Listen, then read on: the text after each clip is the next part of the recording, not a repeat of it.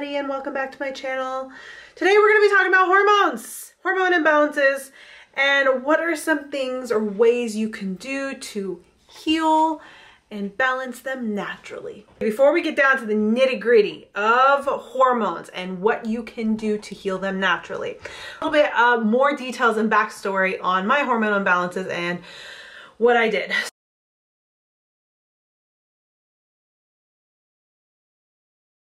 Now, when it comes to hormone imbalances, symptoms, and signs that there's something going on, you guys have to keep in mind, you cannot self-diagnose and be like, I fall under this category of all of these symptoms of this hormone imbalance, so it must be this. You cannot self-diagnose because there can be something underlying or multiple things going on, and you want to know exactly what they are in order for you to address the root of the problem. If you just treat yourself for this one hormone imbalance, but you've got something else going on, you're going to kind of manage some symptoms, maybe improve some things here or there, but in overall, you're not going to fix the problem. So what do? So the first thing you need to do is you need to go see a specialist. Now, I do not recommend going to see just your primary care provider. Specialist could be a naturopath, an endocrinologist, somebody that actually specializes in hormones, in the endocrine system. I can't tell you from time and time again how many clients or women that I have talked to that said they went and saw their primary care provider or even sometimes their OBGYNs and they've turned them away. They said, you're too young for this, or you don't need this, or I don't do this. Or even to make it worse, they will just recommend putting you on birth control. Let me tell you, birth control does not fix the hormone problems. It just puts a band-aid on it. So if you find yourself in that situation, you need to just seek out an endocrinologist or a naturopath, somebody who specializes in hormones. Typically, you can ask around, you can Google search in your area, somebody who specializes in hormones. That's what it all comes down to. So after you find your specialist, they're typically going to either do a blood panel, a Dutch test, or a combination of both. You can also test through blood or saliva. So if you're somebody who's not so great with needles, there are options. Also, timing is imperative to when you are testing hormones. It's just, you shouldn't just test at any random time. Typically, an endocrinologist or a naturopath is going to have you follow certain protocols and then test you on a certain day before your period. Now, what to ask for when you go get tested. Now, if you are seeing a specialist, they are going to know exactly what to test for. Typically, when they're testing thyroid, they're going to test your TSH, your thyroid stimulating hormone, your T3, your T4, and also thyroid antibodies. They're going to probably test your estradiol or estrogen, progesterone, testosterone, cortisol. There's a ton of stuff that they know exactly what to test for. And when you go in, you can be like, you know what? I've never tested anything. I just want to test it all. I just want to know exactly what my levels are. That's what I did.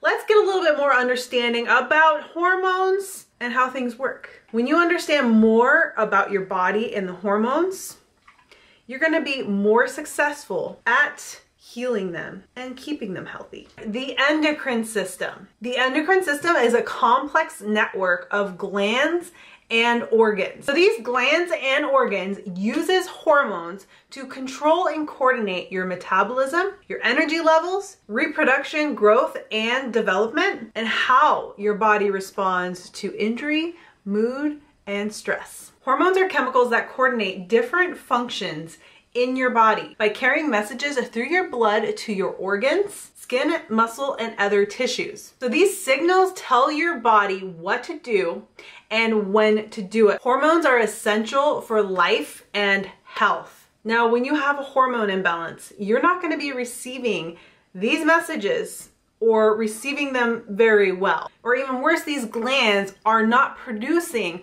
the hormone or enough of the hormone to complete its role in your body. The unfortunate thing in today's society is we do have a lot of health issues. We do have a lot of hormone imbalances, but it's been normalized. It's been made normal to feel like crap, and we either get put on medication or we depend on caffeine and a variety of other things to try to just get us through our day, get us through our life. And we just kind of say, hey, this is just how we feel. So, you know, I'm just stuck with this. You know what? It is not normal, and it doesn't have to be your normal.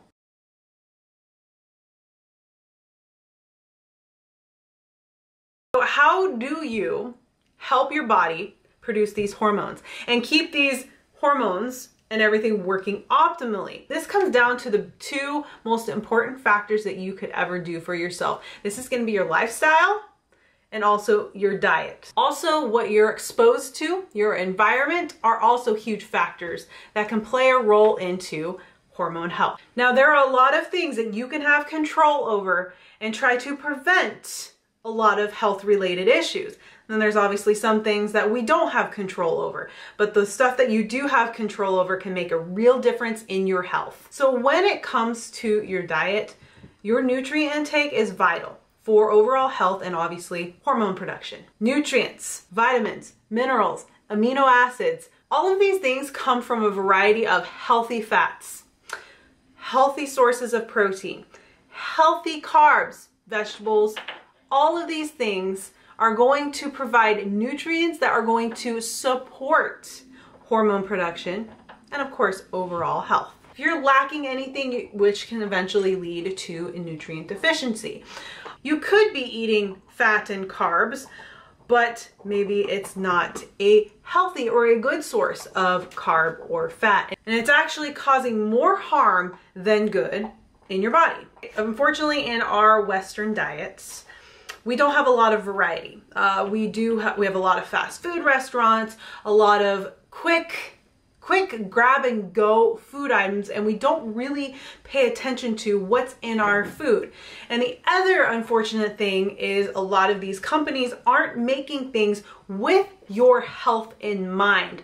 What they are seeing is dollar signs. Obviously, it's not just diet that can cause hormone imbalances. You can experience things like stress, too many life stresses. This could be your job. This could be maybe you're putting too much on your plate and not getting enough help from friends or family. You're a single mom. You're a mom, stay-at-home mom, but you're doing everything. This can also be maybe you're experiencing some traumatic things in your life, a breakup, a loss of a job, or a loss of a loved one, or you could have taken some extreme injury to your body. All of these things are different forms of stress. There's a lot of different forms of stress. So when you have too many life stresses going on and you never have a break, because your body's always in fight and flight all the time, can wreak havoc on your hormones and your health. Too much physical stress. This could be you're overworking yourself in maybe your job, or maybe you're trying to kill yourself in a workout, or you're trying to achieve your body goals. So there's lots of different forms of stress. So when it comes to working out is a form of stress. It's a metabolic stress. Now there are healthy forms and unhealthy forms. Now you need metabolic stress obviously to improve conditioning, to improve strength, to improve endurance, for cardiovascular health, for a variety of things. To extreme metabolic stress where there's not enough rest or recovery and you're just basically suffering through a physical activity, that can kind of teeter over into the not so good metabolic stress. Most clients that I work with, most moms that I talk to, most of you guys are just surviving. You wake up stressed, you go to sleep stressed. You're not really eating much in the morning. You're depending on caffeine to get through your day. Those are all bad forms of stress. It can also be things like genetic disorders, maybe something you're not aware of, and maybe it's been dormant and there's certain factors in your life that might trigger it to present itself. And this can come down to autoimmune disorders. So there are some things that are completely out of your control. They might just pop up out of nowhere, but this also comes down to whatever you've been doing as a repeated stimulus, day in and day out, eventually is gonna take its toll. You might not feel it in the beginning. You might not notice it in the beginning, but if you continue this lifestyle and you continue this way you're eating, the lifestyle that you're doing, eventually it's going to catch up on to you. Your body's going to only tolerate so much before it's just completely tapped out. And then this is typically when we start to see the signs and the symptoms present themselves. But then of course we just think it's normal, right? But your body is telling you, it's like a red flag. It's saying, hey, something's going on here. You need to like check yourself. But most of us don't. And we just keep going. Everything starts with a sign, a symptom, and they can be very mild. And then if not addressed, then it goes to something more serious, something that can actually be permanent.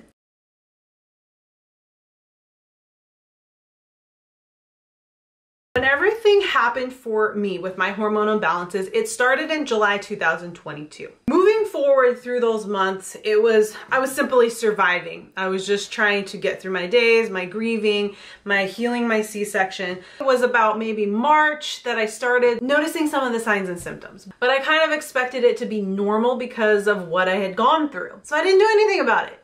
I just continued to do what I was doing. And again, surviving. This means that, you know, I was eating, but I didn't have much variety in my diet. I was just kind of force feeding in a way. I did have a lot of stress between my personal life with work, with just trying to get through and navigate through my grieving. Put a face on, put a mask on a lot of times. Come April, the symptoms intensified enough for me to really take notice. So let's break down some of the symptoms that I was experiencing. Extreme gut issues. Never had gut issues in my life till this time. Anything I ate, didn't matter what it was. It could be healthy food, it could be unhealthy. Whatever I ate, I would have extreme bloating and stomach pain. 2, started getting acne along my jawline, and I'm not one to get acne. I would get maybe one pimple around period time and that would go away. But this was like consistent acne in a very specific place. Losing a lot of hair. I had no libido. I couldn't orgasm. So I had extreme fatigue. Even if I got like 8 to 9 hours of sleep at night, I'd still wake up exhausted. I'd feel hungover all day. No matter what I did. I had extreme joint pain. I hadn't had joint pain in probably 8 years. But this came out of nowhere. I got tennis elbow. Never had tennis elbow in my life, and I'm a very active individual. But all my joints just hurt. Muscle pain. I felt like I was just sore every day and I wasn't recovering from my soreness. I felt like I had a pinched nerve or a pulled muscle on my shoulder into my neck, and it went on for the 2 months that I didn't do anything. And I was thinking maybe it was just I slept wrong, but typically it goes away within a week, right? This one did not go away for like 2 months. It would give me headaches when I try to sit and do my work or just have conversations with people, interfering with everything I was doing. And no matter, even massages, nothing, deep tissue massage, nothing was helping. And then one day it went away, but it switched to the other side. Unexplained weight gain. And this wasn't overall weight gain. It was, so this fat accumulation was to very specific spots. My abdomen, my chest, and my upper back, and also in like my hips or my buttocks area. So all of these signs and symptoms that were going on obviously intensified to a point where I was like, okay, it's not getting better, it's getting worse. We need to get this checked out. So I get all the blood work done, tested everything. Sure enough, adrenal fatigue, so elevated cortisol. Hypothyroid, so this means that your thyroid is not making enough of the thyroid hormone. No testosterone, 0. All the other stuff was okay. We were on good levels. And then my vitamin D and my vitamin B were in toxic range.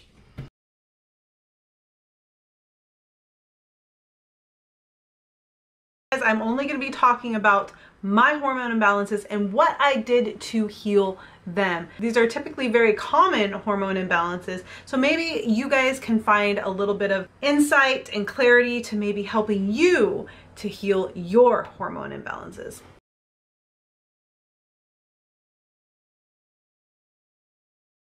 So what is cortisol? Cortisol is known as our body's primary stress hormone. So this is your flight or fight response to any given situation. So how does a cortisol work? Well, during times of stress, cortisol is released into your body. Cortisol increases the amount of sugar in your bloodstream because cortisol helps you to give you an extra boost of energy or to keep you on high alert in times of stress. Cortisol also slows other functions in your body that are non-essential or would not be helpful in your fight or flight situation.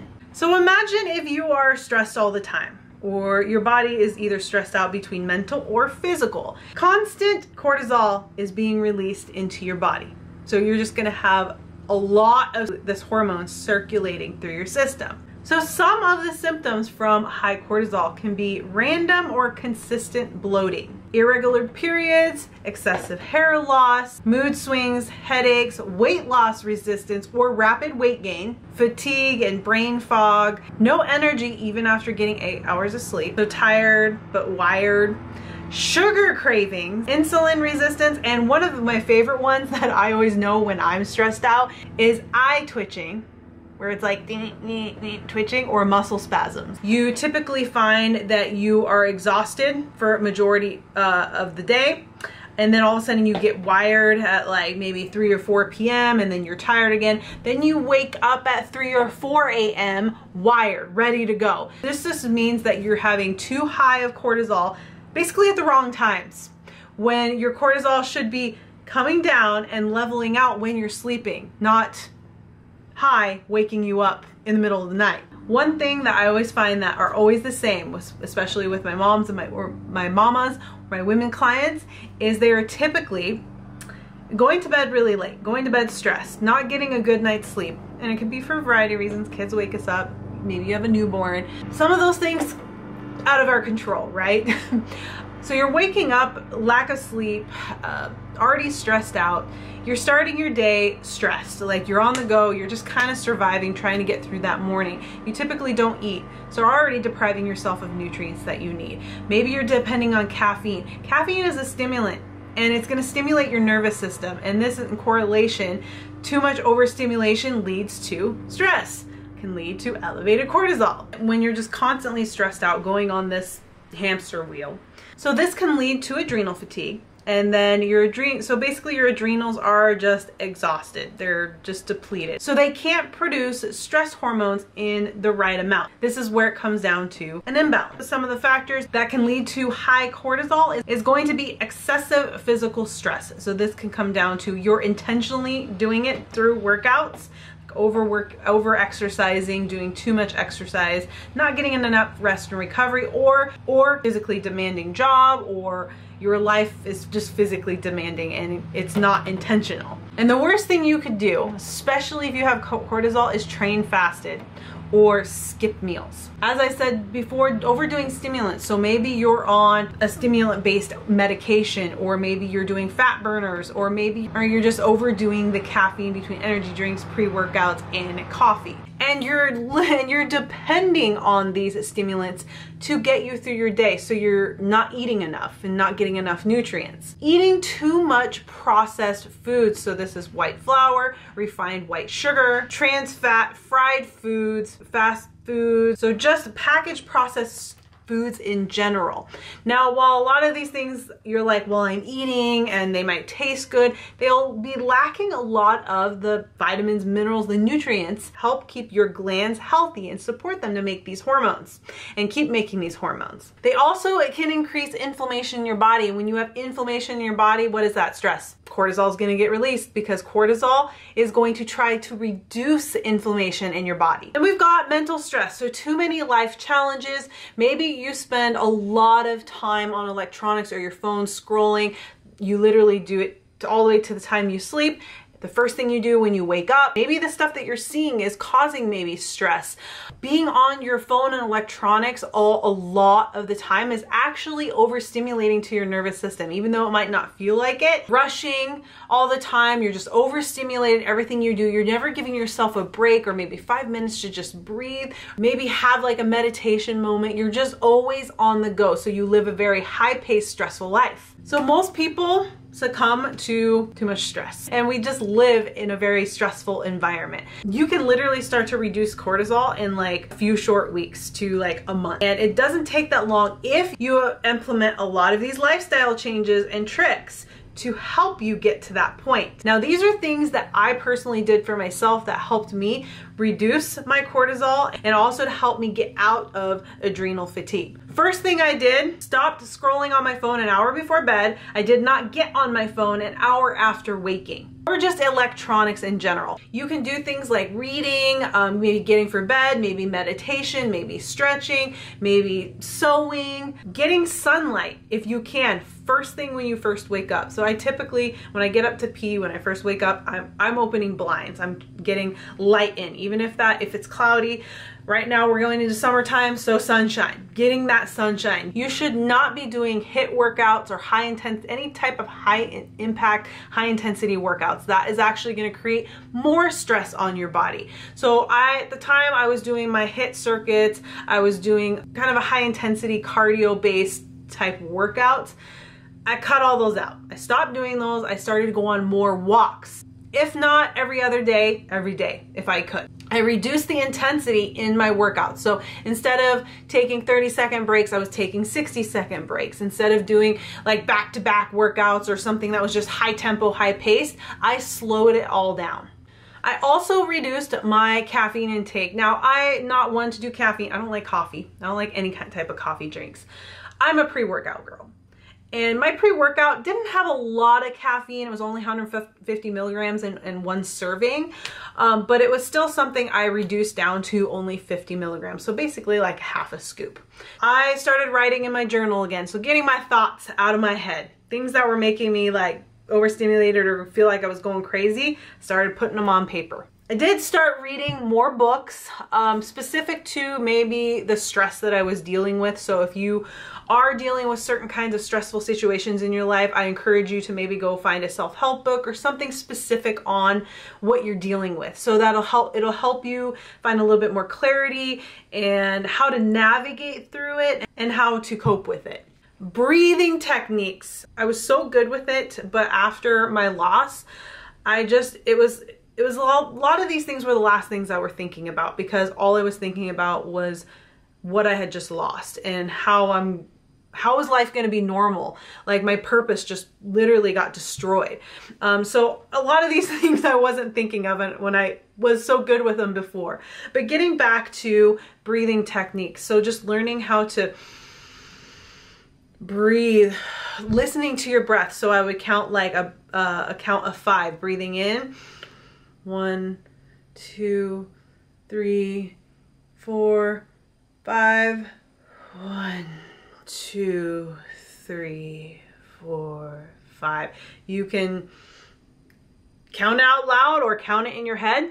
You can have timers, but I would do that, especially if I was in a moment where I was feeling very overstimulated or like I was going to have a panic attack or something along those lines. I would try to center myself, reconnect myself with my body, and try to calm down my nervous system, get that back regulated. You can use these breathing techniques anywhere. There's times that I've been out with people and I've had to excuse myself and I would go to the bathroom, sit on the toilet and do breathing techniques. So you can really do it anywhere, or where I've gone to the car, or I've said I had to make a quick phone call or something along those lines. And get your family on board. If you're somebody who needs to do this, let them know that sometimes when I excuse myself, you don't want to be asked questions. I just need to go have 5 minutes. Get them on board so they can know what's going on and they can support you. So doing some sort of cold therapy, you can do it in your own bath, you can go into a lake or a river, or you can actually go to an establishment that actually does cold therapy, or even those water tanks. There's a lot of things that can help you to try to regulate your nervous system and help you to get to a calm state and teach you how to be calm in those situations and to help self-regulate when you need to. Diet, I really was focusing on trying to get more variety, a lot of plant-based foods. I'm still eating my protein and stuff, but just making sure I had more variety between my plant, my vegetables, my fruits, my proteins, my healthy fats, and my healthy carbs. A lot of times, especially when we're stressed out, the last thing we want to do is make meals or get creative, right? So I really had to apply myself and make time for it, and it was tough in the beginning, but the more I did it, the easier it got, and it implemented it more into this lifestyle change. So I also at the time, because I was not supplementing this, I started supplementing Alignment. Now Alignment is a ultra comprehensive woman's formula that is going to help with the occasional stress, mood, and energy levels. So it has a lot of vitamins and minerals and herbs that are proven to help with stress and to help regulate hormones. And one of the most popular ones is being ashwagandha. And last but not least, asking for help. I am that personality. I'm an independent woman. I can do everything myself. I do not need help. So when I'm in situations like this, I typically revert back into myself and I don't talk to anybody, and I just feel like I just have to do everything myself. So asking for help. Women, we are big culprits of that, where we think or feel that we have to do everything by ourselves, or if we don't do it, it's not gonna get done right. The problem is you are putting all this stress on yourself. You are creating this stressful situation for yourself. So we need to drop the pride, we need to drop the ego, whatever it is that we're holding on to, that we have to do everything ourselves and it has to be done a certain way or done perfectly. Ask for help. That was my biggest, I would say, one of my biggest challenges, but also my biggest growth this past year was asking for help and asking either friends, family, and especially my husband. I can't do this by myself. I need this done, or I need that done. And not going back in after you've asked somebody to help you and trying to either fix it or do it yourself after you've asked them to help. That doesn't help either. Reduce stress. It's easier said than done, right? Try to get rid of the stressors that you can control. This will help you to better manage the stressors that you can't control. Now, when I talk about lifestyle change, diets change, all of these things I implemented. Now, I wasn't perfect with them in the beginning, but I kept showing up, I kept practicing it, and it got easier and it got better. And these were things that literally reduced my symptoms, improved my energy levels, my sleep, and I started to feel better.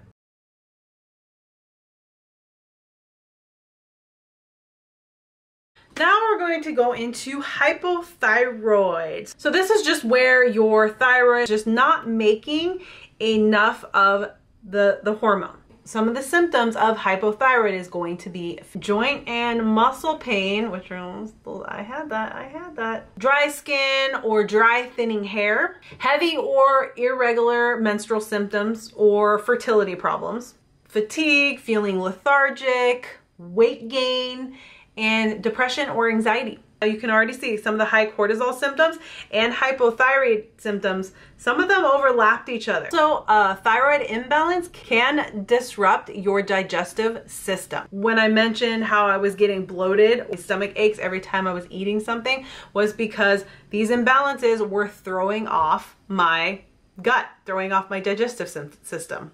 Because I wanted to try and heal naturally instead of depending on the medication replacing the hormone that my thyroid should be making naturally. I didn't have a condition that couldn't be reversed. So I was a good candidate for trying to do it naturally. Now, the only downfall of trying to do this naturally, you're gonna have to deal with the negative side effects and the symptoms of being hypothyroid until you get back to a balanced state, which is obviously gonna reduce all the symptoms. So what can cause hypothyroid? There's actually a whole list of things that can cause that. In my case, with adrenal fatigue, it actually caused my thyroid to go into like conservation mode. So in order for your thyroid to be working optimally, it also needs your adrenals to be working optimally. And also, high cortisol can inhibit the conversion, the inactive T4 hormone into active T3. All of thyroid working optimally depends on your adrenals working optimally, and of course not having high cortisol. Now, some other things that can cause obviously hypothyroid would be Hashimoto. So this would be an autoimmune disorder. This comes from having high thyroid antibodies. So basically, the more thyroid antibodies that you have, it's going to put you at higher risk for having an autoimmune disorder of the thyroid. If you've had any type of thyroid surgery, radiation therapy, sometimes certain medications can interfere and affect your thyroid, iodine deficiency, selenium deficiency, congenital hypothyroidism, pituitary gland abnormalities, genetic disorders or birth defects, something that happened in vitro or at birth, And last but not least is lupus. So there are a lot of things that can obviously lead to having hypothyroidism. Now mine was just from the extreme stress that I was dealing with. So I knew that I could go about trying to get back to and healing it naturally. So I ended up taking my hormone course through ISSA. So I learned a lot about actually how to support my thyroid. I wish I had taken it a lot sooner. So the biggest thing was obviously getting my cortisol, getting my stress, all of that stuff under control, because that was going to help in the process of me healing my thyroid. Also, the next biggest thing was getting in the minerals and the vitamins that support thyroid production. The two minerals that are really important for hormone synthesis and production of the thyroid is going to be iodine and selenium. Foods that are high in iodine are anything in the seaweed family. Fish and shellfish, cod, canned tuna, oysters, shrimp, iodized salt. So not sea salt, not Celtic salts, iodized salt. Actually, sea salt and Celtic salt does not have iodine in it. So we've kind of gone on this wave where we've switched from like table salt and all of that to Celtic salt or sea salt, because yeah, it has electrolytes, it has good minerals in it, right? But not the one, iodine, that supports your thyroid. So already, if you think you're somebody who doesn't eat a lot of fish or seaweed products or iodized salt, you're already reducing the iodine, so you're getting a deficiency. Dairy. Now I'm not talking about dairy alternatives, so real milk, cheese, yogurt, cottage cheese, kefir, any of those things. Now also think we're on a wave of doing a lot of dairy substitutes, because now dairy sensitivities and allergies right now too. So we have all these alternatives. So now we're lacking iodine that comes from real dairy. And whole eggs, beef liver, and chicken. These are some of the foods that are highest in iodine. Now we go to selenium rich foods, and this is going to be chicken, whole eggs, seafood, beans, peas, lentils, nuts and seeds, and soy products. One of my favorites, Brazil nuts. Brazil nuts, you can have 2 Brazil nuts and they're gonna give you the needed amount of selenium that you need in a day. All right, now this is really, really important. You're probably gonna be like, well, I could just go and get iodine and selenium and supplement and make sure I get it. Do not do that. It is actually advised not to supplement iodine or selenium unless directed or advised by a specialist. Too much iodine can actually cause a goiter, which is an enlarged thyroid gland. So this can increase inflammation and cancer of your thyroid. High intake of selenium can lead to heart issues and also kidney failure. So you do not want to just go buy an iodine supplement or a selenium supplement by itself and try to supplement without being directed. If you have iodine or selenium in a supplement, it's going to be in small amounts. So it's going to be micro doses, which is going to be fine. Just like the same with your foods. If you're eating a variety of iodine rich foods and selenium, you're going to get enough that you need. Just have to have a balance, and you're not going to end up with too much unless all you do is eat shrimp all day long and that's all you're eating. So I made a huge change to obviously my diet to make sure I was getting more of these selenium rich foods and iodine rich foods. So I was doing sea salt at the time and I just switched to iodized salt. I made sure I had like either shrimp or tuna once a day. I was doing like my nuts and seeds or Brazil nuts like at least once a day, you know, combining it, mixing it into foods, making sure I was eating more chicken. I also started supplementing beef liver, desiccated beef liver, and also desiccated thyroid. And I got that off of Ancestral Supplements. So with obviously direction from my endocrinologist, I started incorporating all of these things in. So it was just being more consistent, obviously, with my diet, having more variety, of course, focusing on reducing the stress and the high cortisol, all of the combination of these things to help me get back to a more balanced state. One thing you also need to know with hypothyroid, you should not be doing HIIT workouts. You should not be overdoing the workouts. You should not be depending on caffeine or have any caffeine.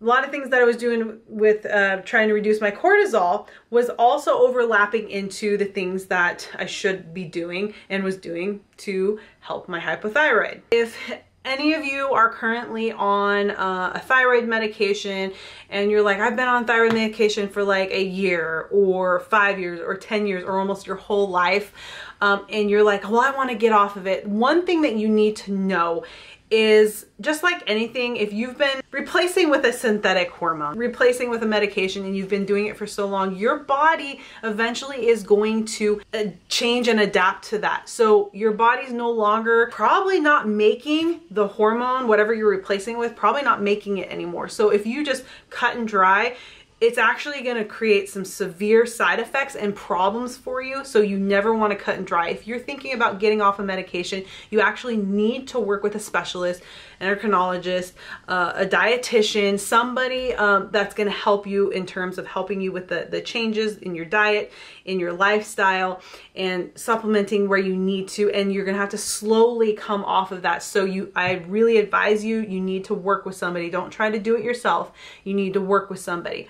Now, if you're somebody who maybe has been considering, like, they told me I should be on medication, you're going to be a really good candidate to not go on medication and try to do this naturally. And if you're somebody who's only been on a short period of time, probably could go that route of trying to getting off of it and going naturally. But again, if you've ever been on any type of medication, you need to work with somebody to get off of it.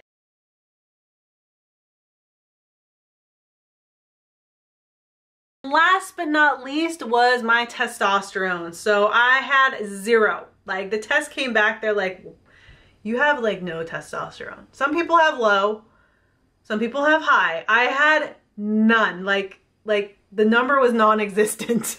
All right, so what are the symptoms of no testosterone? So thinning hair, hair loss, fatigue, yes. Fatigue, decreased libido, and not being able to orgasm, lack of concentration, so brain fog, feeling lethargic, irregular period, depression, anxiety, weight gain, acne, and muscle weakness. Skin issues, you can actually lose muscle. Testosterone in women is needed to retain muscle. This is why a lot of times when women hit perimenopause or menopause, a lot of times lose a lot of their muscle mass. Now, for the third time, you can see how cortisol, thyroid have a lot of similar symptoms as no testosterone. Again, a lot of these symptoms are overlapping each other, so you can't self-diagnose and say this is exactly what it is, because it could be multiple things or just one thing. Now, what caused me to have no testosterone? Hormone imbalances. It can be the adrenal fatigue and the high cortisol, which can cause decrease of testosterone, but also if there's any issues going on with your ovaries, and postpartum sometimes too, when you have all the imbalances, your body's just trying to self-regulate, so you can be low, but sometimes it'll come back to normal. Sometimes it doesn't. There's a lot of combinations there that they all kind of tie in together. So how do you increase testosterone naturally? Now, this one was a little bit more of a struggle. So beans, dark leafy greens, onions, eggs, beef, chicken, liver, beef liver, or any liver, fish, some herbs. A lot of these things can help boost testosterone naturally. But they were things that I was already doing with no change in my testosterone. Also, lifting weights, a lot of times that can help putting more muscle on your body. But again, these things weren't helping me, so this is where I finally actually decided to get on a natural compound testosterone cream to help me boost my testosterone back up. You'd be surprised how many women actually have no testosterone. They're not even in menopause. You can be 20 years old, you can be 30 years old, and for whatever reason, you just have no testosterone. And how a lot of people are actually on testosterone cream. How many of my friends that I didn't even realize were on testosterone cream, I don't know why we never talked about it, but they're like, oh yeah, I'm on it and I've been on it forever. So I started on a cream, a natural cream, where you just put either on the most thinnest areas of skin, which would be like here, the back of your leg, the inner part of your leg. And I would rotate between all these areas, because they say if you just stay in one area for a long period of time, you eventually probably start growing hair or having some changes in that area. So that's what my endocrinologist said. He's like, yeah, you want to rotate through these areas. So for the first 3 months that I did it, and then I went and tested my testosterone, it boosted my testosterone like way over, and so I was too high. And when you have too high testosterone, you can actually experience a lot of the same symptoms, hair loss, acne, but you can also get mood swings or be very agitated and angry if you have too much testosterone. So I found that I was getting too much. So all I had to do was reduce every other day, and then my levels came back to normal. One of those things that with testosterone cream is that you can be on it forever. I think some things in some cases are super beneficial, and I think being on testosterone cream for women is actually something that would be very beneficial for women and help them, especially with your libido, your sex drive, with the hair loss, because we experience a lot of hair loss, right? But also just helping to manage better weight and also retaining muscle or helping you gain muscle.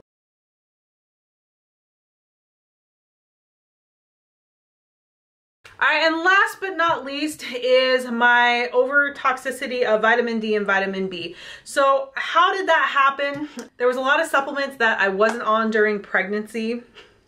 And once postpartum, I went back on a lot of supplements. Then I, of course, added in some new additions. But I failed, even as a coach, failed to read the labels of how much vitamin D or vitamin B was in each supplement product. And so I just was getting too much. Vitamin D and vitamin B, actually, you probably will find it. Any kind of a B complex, you'll find in almost any supplement that you take. So you have to be very aware of this, especially when supplementation, because it's in concentrated form. You can get too much. You can end up with too much. Now I actually had symptoms to having too much of those. You can get headaches, dizziness, stomach aches, feeling nauseous. And every time I would take these supplements, and I typically would some would be morning time or nighttime, I would get immediately after like 30 minutes or so, I would get these symptoms. And I just always thought it was weird, but I never ever connected it to the supplement and getting an overdose of B vitamins or vitamin D. So all I had to do was cut my dosages down. So I started looking at where I could from different supplements and started making those adjustments. Yeah, got back to normal with those.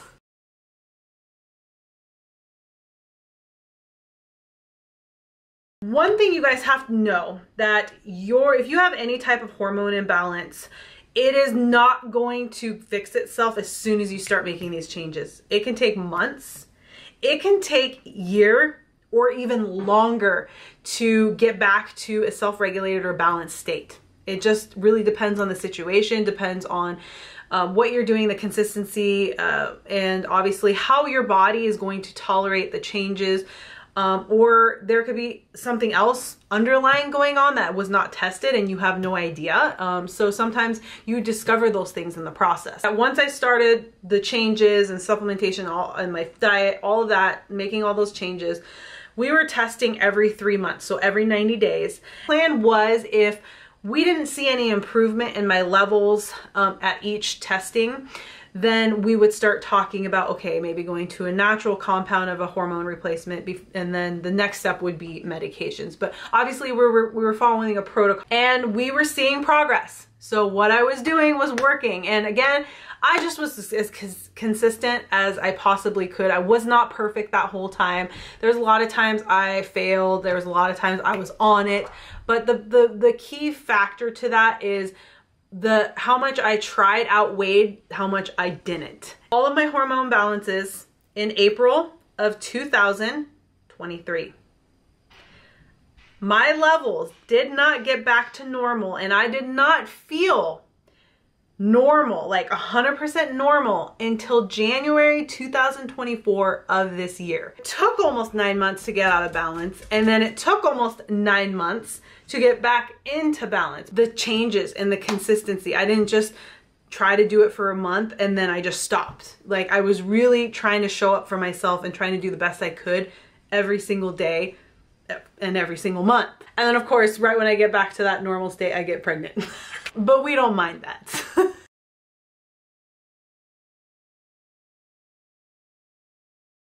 I know we get super impatient with, especially if we don't like the way we look in our body. Maybe we've gained a lot of weight, or we just don't feel good in our body. I get it. I was there. I was there for a year. But I was so determined to get back to a healthy and balanced state that I kind of just accepted and embraced all of the things that I didn't like and how I didn't feel good, because I knew what the end goal was. I knew that if I kept up with this, that I was gonna get to a point where I was gonna feel better in my body, then I could start making progress again and start losing the weight that I had accumulated from hormone imbalances. But when you have any type of hormone imbalance, you're not gonna be able to lose weight like you want to or gain muscle. It's more almost trying to prevent more weight gain from happening and maintaining through that process. You go get tested and you find that you do have hormone imbalances, you need to focus on those first before any of your weight loss goals or your fitness goals, right? You can still work out and you can still do things obviously during that time. You've got to get your hormones back in balance and focus on that first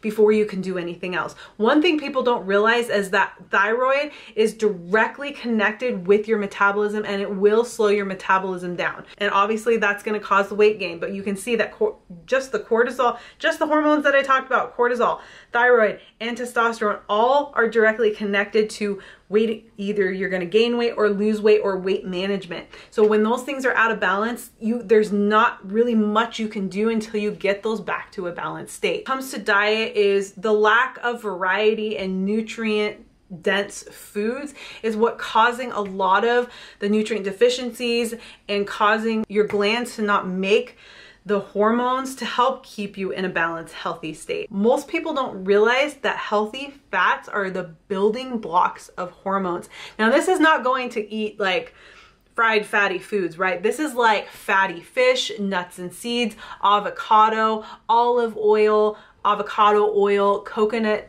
products, your omega-3s, your 6 and 9s. You need a balance of all of these healthy fats to help with hormone production and keeping healthy hormones. Now, that was one thing. When I overhauled my whole diet, I realized that I was not eating, first, enough iodine, enough selenium, but I was not eating enough healthy fats. Now, I was eating my carbs, I was eating my proteins, I was eating my veggies, but I was not eating enough healthy fats. So I made sure now that I get enough healthy fats. So hopefully you guys found my hormone video helpful and you found a lot of good information and found more clarity when it comes to just hormones and the things that you need to do to have healthy hormones or overall health and keep balanced hormones. And a lot of times if you don't even have a hormone imbalance, it's a preventative, right? It's preventing yourself from getting to that point. Food can really heal you or make you sick. Thank you guys so much for watching today. Please give this video a thumbs up if you liked it. Share it with some friends if they need help with their hormones. But I will see you guys on the next video.